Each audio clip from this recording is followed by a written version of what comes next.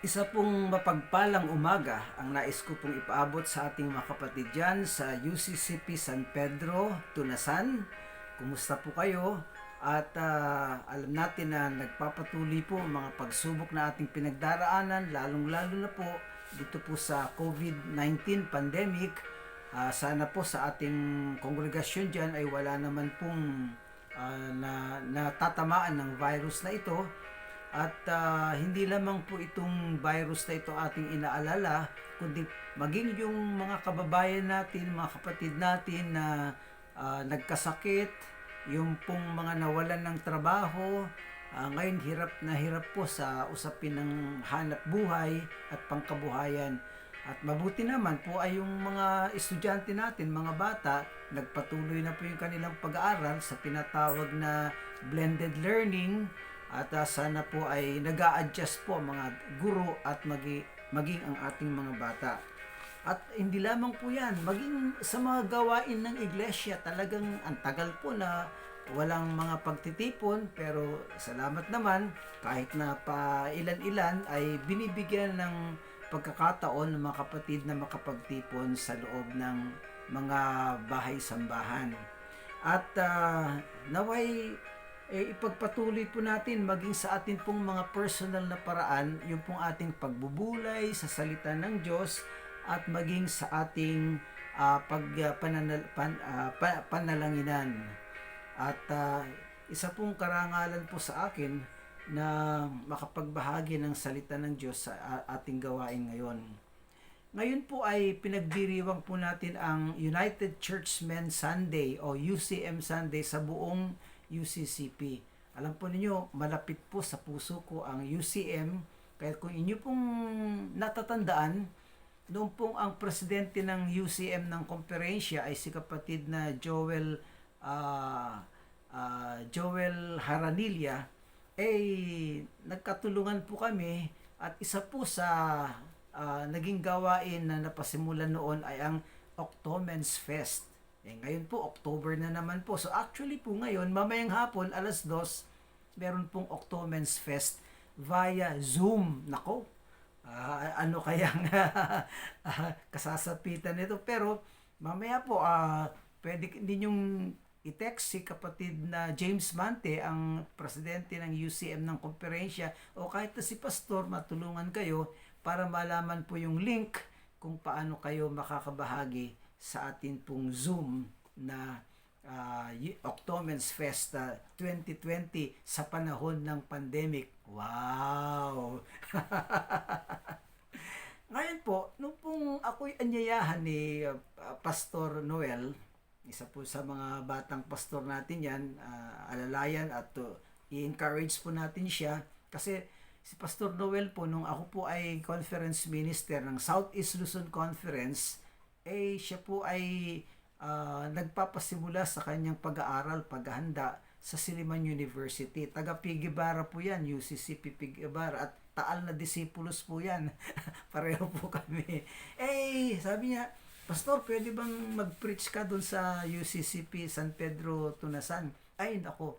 Sabi ko, nako, gustong gusto ko yan. Kasi, noong pong ako ay kabataan, natatandaan ko po ay nag-outreach kami dyan. Yung pong aming local church na Paco Memorial Christian Church. Ayan. At kasama po namin si kapatid na Luis Arguelles, kung natatandaan po ng mga kapatiran dyan.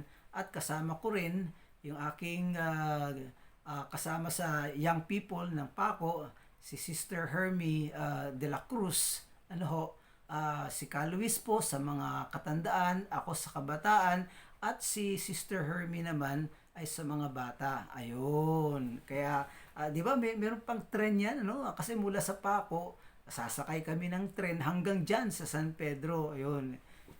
Sabi ni Pastor Noel, nandyan pa daw yung riles. Ngayon po, ito po, nung pauwi na kami, minsan isang hapon, sa ugoy-ugoy po ng tren, nasabi ko kay Sister Hermie na, I think I love you. Oh! At hanggang sa nung maihatid ko po siya sa kanilang bahay, nung ako ipapaalam na, aba, nagulat ako.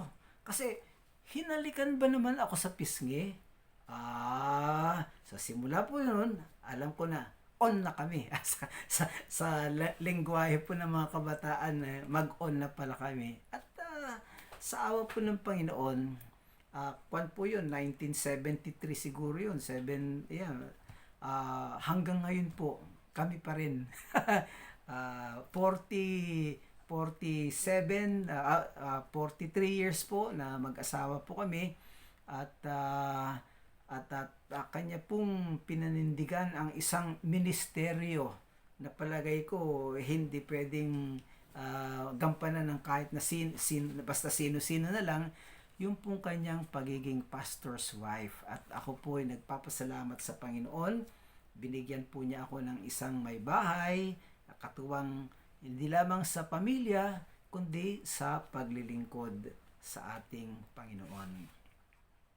Tayo po ay manalangin. Makapangyarihang Diyos, lumalapit po kami sa iyo sapagkat ito po, pagbubulayan namin ang iyong mga salita at umaasa po kami sa patnubay ng banal na Espiritu na siya po ang magtuturo sa amin. Linisin po ninyo ang aming mga puso't isipan upang ito'y maging handang sisidlan ng iyong mga salita at amin pong magampanan ang aming mga tungkulin ng paglilingkod sa iyo ayon sa iyong kalooban. Sa pangalan ni Jesus, ito ang aming dalangin. Amen. Ang pagbabatayan po ng atin pong aralin, mensahe ay batay po sa lectionary na ginagamit po ng United Church of Christ in the Philippines at ito po ay matatagpuan sa Mateo 22:15 hanggang 22, ganito po ang nasusulat. Umalis ang mga Pariseo at pinag-usapan kung paano nila masisilo si Jesus sa kanyang pananalita. Kaya pinapunta nila sa kanya ang ilan sa kanilang mga alagad kasama ang ilang tauhan ni Herodes. Sinabi nila, Guro, nalalaman namin kayo'y tapat at itinuturing ninyo ng buong katotohanan ang ibig ng Diyos na gawin ng mga tao. Wala kayong pinangingimian sapagkat pareho ang pagtingin ninyo sa tao. Ano po ang palagay ninyo? Naaayon ba sa kautusan na bumuwis kay Cesar o hindi? Ngunit, batid ni Jesus ang kanilang masamang layon kaya't sinabi niya, kayong mapagpaimbabaw. Bakit ninyo ako gustong siluin? Akin na ang salaping pambuwis. At siya'y binigyan ng isang denaryo. Kaninong larawan at pangalan ang nakaukit dito? Tanong ni Jesus. Sa Cesar po, tugon nila at sinabi sa kanila, kung gayon, ibigay ninyo sa Cesar ang sa Cesar at sa Diyos ang sa Diyos. Namangha sila nang marinig ang mga salitang ito at sila'y umalis. Pagpalain tayo ng Diyos sa pagkakabasa ng mga salitang ito. Sino po sa inyo ang hindi nakakaalam dun sa render to Caesar the things that are Caesar and to God the things that are God's? Ibigay mo kay Cesar ang para kay Cesar at ibigay mo sa Diyos ang para sa Diyos. Sino ang hindi nakakaalam niyan? Palagay ko, alam po ninyong lahat yan. Bakit? Kasi po, kapag may mga pastor tayong nakikita, may mga kapatid tayo na nakikita natin, na involved sa mga usaping panglipunan, sasabihin natin, Pastor, kapatid, huwag kang makikialam yan sa gobyerno, sa politika yan. Tayo ay mag-focus lamang sa gawain ng simbahan, ng pananampalataya sa iglesia. Ayan pong, at ito po ang ginagamit nilang rason para magkaroon po ng paghihiwalay na pananaw sa ganoong bagay. So, yun po, ang interpretasyon po nila ay hiwalay ang buhay pang iglesia sa buhay pang gobyerno o buhay pang politika. Ngayon po, lalong-lalo na po sa atin na sa United Church of Christ in the Philippines, tayo po ay matatag sa atin pong tinatawag na prophetic ministry na ang mga katiwalian ay dapat ilantad, ang mga maling patakaran ay dapat tutulan. Halimbawa po, ito bang graft and corruption sa PhilHealth? Wala ba tayong masasabi dyan? Hindi ba natin pwedeng sabihin na Presidente, Senador, pigilan ninyo yan kasi ang nasasalanta ay yung mga tao, mga mamamayan na sila rin ay miyembro ng kanilang iglesia, mga mananampalataya. Mga yan. Kanino ba nanggaling yung pera na nakurakot? Hindi ba sa taong bayan?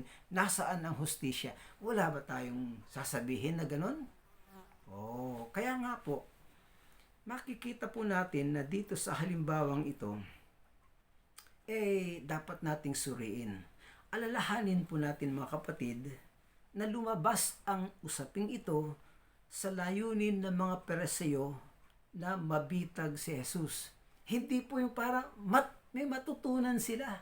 Hindi. Ang motibo nila ay para masira si Jesus, mahuli siya. Anong sabi ni Jesus sa kanila? Mga mapagpaimbabaw. Bakit gusto niya akong siluin? Ayun. Ang gusto po nilang mangyari, dahil po yung mga Pariseo, silang tagapagtanggol ng batas ni Moses, at ito ng mga tauhan ni Herodes, sila naman ang tagapagtanggol ng Roma. Gusto nilang pagbungguin, pag-awayin. Ngayon, pagsasabihin ni Jesus, okay, magbayad ng buwis sa Cesar, magagalit yung mga Pariseo. Sasabihin niya, hindi dapat magbuwis sa Cesar, magagalit naman mga tauhan ni Herodes.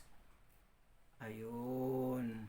Kaya nga po ang tanong, ganun nga ba ang dapat nating maging pananaw dito po sa usaping ito? Nahiwalay, nagbabanggaan? Kasi, tingnan po ninyo sabi ni Jesus, maglabas kayo ng kumbaga sa atin, barya. Inilabas nila. Kaninong mukha nandyan? Kay Cesar po. Ibigay ninyo kay Cesar ang para kay Cesar. Alam po ninyo, 2 pong uri ng barya ang nasa loob ng templo. Yung pong barya na ginagamit nilang panggastos, pamili ng mga kung ano-ano, at meron po sa loob ng templo yung tinatawag na temple tax. Yung pambayad ng buwis sa templo. At yun ang iaalay mo. Ang tanong, bakit wala silang dalang pera pang temple tax? Kasi tatanungin din ni Jesus, asan yung pambayad sa buwis sa loob ng para sa templo? Doon sasabihin ni Jesus, ibigay ninyo ang sa Diyos, para sa Diyos. Wala silang dala. Ano ibig sabihin nun? Mukhang hindi po nila talagang taos sa puso ang kanilang paglilingkod sa Diyos. Kaya yun po ang hinahanap ng Diyos sa atin. Sa lahat ng tao na ibigay sa Diyos ang para sa Diyos. Pero yung bang si Cesar, yung bang mga pamahalan ngayon, hindi ba sila sa Diyos din? Sabi po ng Apostol Pablo, Roma 13:1-7, lahat ng pamamahala sa iglesia man o sa gobyerno ay itinatag ng Diyos para sa ikabubuti ng mga tao. Napakalinaw po. Yung pong pamamahala sa iglesia o sa gobyerno, galing sa Diyos yan. Kaya ibigay mo pareho ang nararapat sa kanila. Huwag mong paghihiwalayin yan. Bakit po? Kasi po, nang dumating si Jesus at ipangaral ang paghahari ng Diyos, repent, for the kingdom of God is at hand. Yung gobyerno, hindi ba yan bahagi ng kingdom of God? Ang iglesia lang ba ang bahagi ng kingdom of God? So, the kingdom of God ay para sa lahat. It encompasses all. Kaya, kung tayo man ay nagsasalita tungkol sa mga katiwalian na nangyayari, kung hindi na nagagampanan ng gobyerno ang kanyang layunin, marapat lamang na hindi naman natin sinisiraan ang sinumang namumuno. Kaya, kundi hinihiling natin na maging makatarungan siya, maging makatuwiran siya. Ano mang pamamahala, maging sa loob ng iglesia, yung mga obispo, mga pastor, mga church council, maging makatuwiran sa mga pamamahala, maging transparent sa pag-handle ng mga pinansya. Kasi po, kung minsan doon po nagkakasira-sira ang mga kapatiran Kaya lahat yan sa Diyos, mapa-iglesia, mapa-gobyerno. Kaya ito po ang hamon ko naman, lalong-lalo na po. Ngayon ay UCM Sunday, United Churchmen Sunday. Pag pinag-usapan ang pamamahala, tatay, ama, malaki ang poder mo yan. Pero tayo ngayon, kumbaga balanse, gender equality. Kaya sabi natin, yung pong pamamahala sa loob ng tahanan ay nagsishare ang mag-asawa, si nanay at si tatay. Ayan. Kaya dapat po, ayun nga, sabi nga ni Jesus, ang pinagsama ng Diyos, huwag paghiwalayin ng tao. Kaya magkatuwang po kayo. Sa ano? Saan kayo dapat magkatuwang? Sa pagbibigay ng Diyos, ang para sa Diyos, sa Diyos. Give to God what is God's. Nako, kasi kapag ganyan ang nasa isip natin, hindi na tayo magtatalo pa. Paano yung sa gobyerno? Paano yung sa komunidad para sa ganito? Kasi lahat po yan ay sa Diyos. Kaya, simula sa tahanan, mga kalalakihan, dapat kayo po ang namumuno sa lahat ng mabuting sistema ng pamamahala sa loob ng tahanan. Hindi ko lang po sasabing spiritual. Kasi baka sabihin nyo, spiritual, Biblia. Spiritual, pagsimba. Spiritual. Kundi lahat. Ibig sabihin po, kasama dyan yung kanilang pagiging mabuting mamamayan.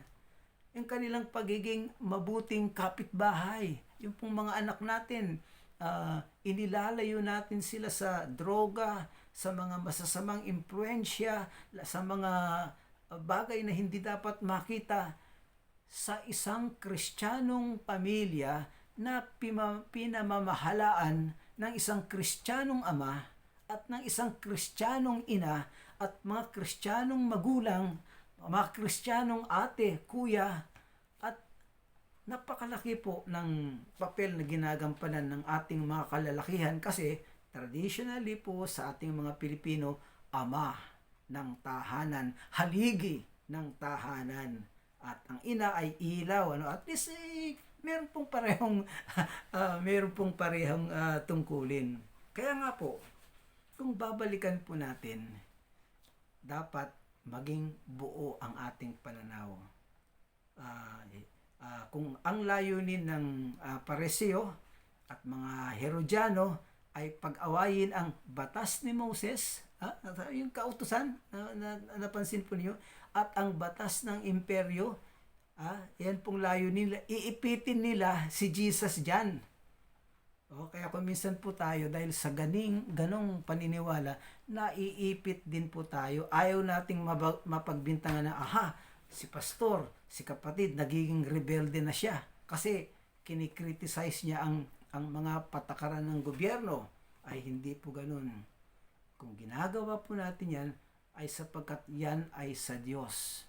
At yung pong ating paggalang sa mga namamahala, yung pong pagbubuwis, tungkulin natin bilang mga mamamayan, gampanan din po natin yan.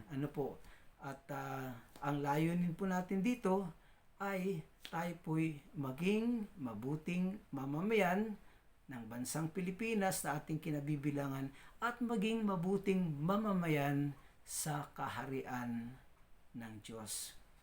Sumaatin po ang pagpapala ng ating Diyos, ang Ama, Anak at Espiritu Santo, at magsihayo po tayo ng may kagalakan. Tayo po ay manalangin.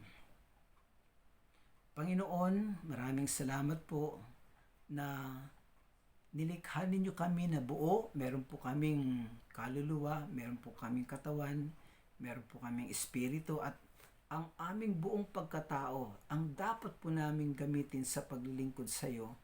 At kung ang pakikibahagi sa usapin ng gobyerno, ng mga sesar ay may tungkulin po kami na ipangaral po ang katuwiran, katotohanan, pagkakapantay-pantay, tulungan mo kaming gampanan yan. At yung pong tungkulin namin para sa Diyos, hindi po ito'y nahihulay, yung pong aming tungkulin sa pamilya, na pangunahan sila sa buhay na may pagkatakot sa iyo, sumusunod sa iyong kalooban, ay gampanan din po namin. Kaya't idinadalangin po namin ngayon ang bawat tahanan upang sila ay patuloy mong pagharian. Ingatan mo rin ang iglesia sa San Pedro Tunasan na sila po ay maging matatag sa lahat ng kanilang gawain at maligtas po sila sa anumang kapahamakan. Panginoon, ingatan mo ang buong kalalakihan ng United Church of Christ in the Philippines, ang kalalakihan ng aming komperensya, at higit sa lahat ang mga kalalakihan na malapit sa amin bilang kabahagi ng isang iglesia lokal. Sa pangalan ni Jesus, ito po ang aming dalangin. Amen.